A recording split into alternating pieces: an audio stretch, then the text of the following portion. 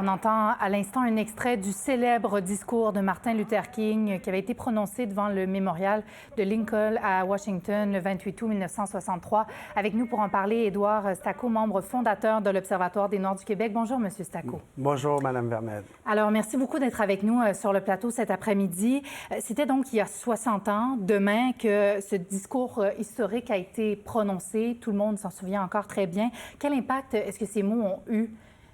Mais ces mots ont eu des impacts très importants parce qu'il a formulé ce qui devrait être un fait pour tous.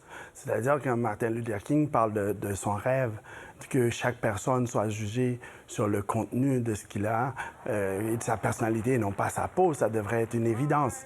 C'est aussi ce cri que les gens en 1804 ont fait en Haïti.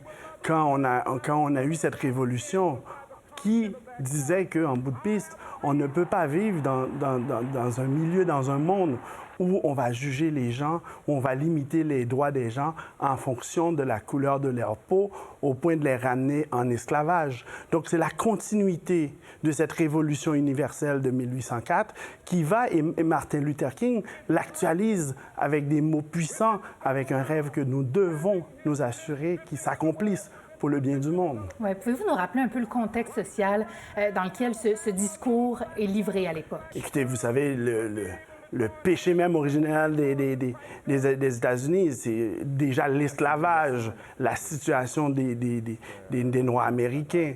Dans le contexte social de l'époque, il y a un mouvement pour les droits civiques important et ce mouvement-là a à la tête plusieurs leaders, dont Martin Luther King, qui va porter ça, qui va aller aussi agrandir les alliances, parce que le mouvement des droits civiques va donner des avancées pour les Noirs, mais aussi pour les gens de toutes les classes sociales.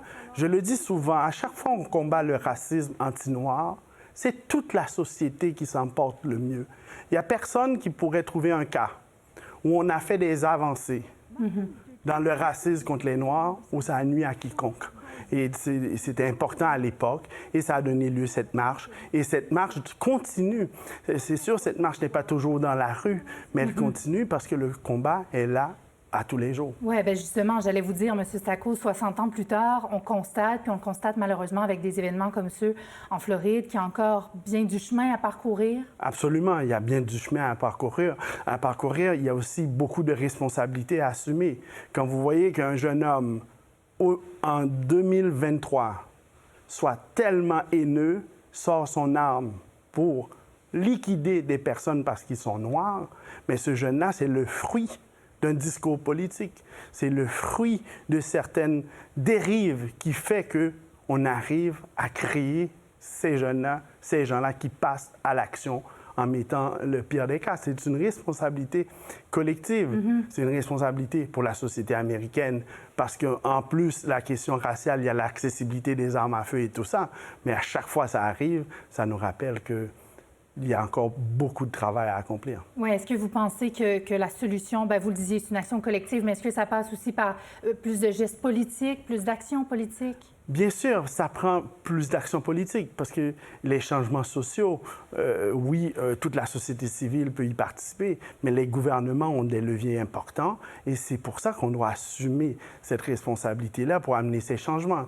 Quand on admet que la discrimination perdure dans nos institutions.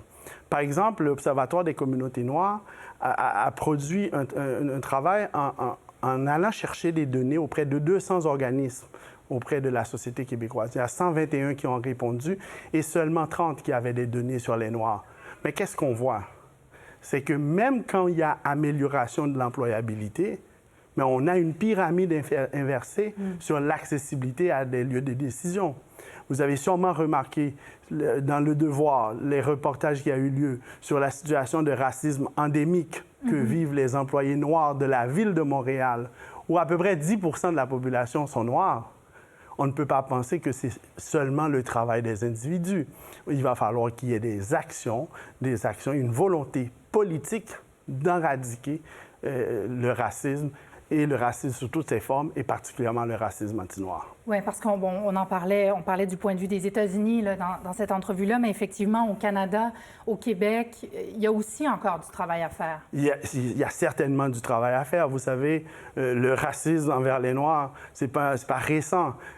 Partout où il y a du racisme, il y a certainement du racisme anti-noir. C'est des centaines d'années. Ça s'est enraciné partout.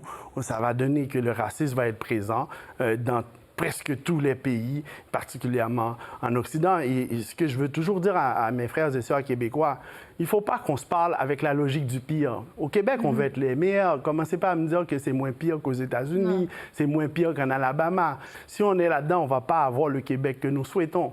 Le fait que nous avons des avancées, c'est lié à notre système social aussi qu'on s'est donné, c'est lié à des avancées collectives, mais on ne devrait pas regarder en arrière. On doit regarder en avant, et le Québec a la capacité d'être un leader, de montrer au monde qu'est-ce que c'est une société qui s'assure que chaque jeune atteint son plein potentiel, parce qu'à chaque fois qu'un jeune noir atteint son plein potentiel, le Québec progresse. Le Québec de Limoilou, le Québec de Hochelaga-Maisonneuve, mais le Québec de Saint-Michel ou Montréal-Nord. Et ça, on ne le répétera jamais assez. Édouard Stacot, merci beaucoup pour votre visite. Merci, c'est un plaisir d'être avec vous. Merci.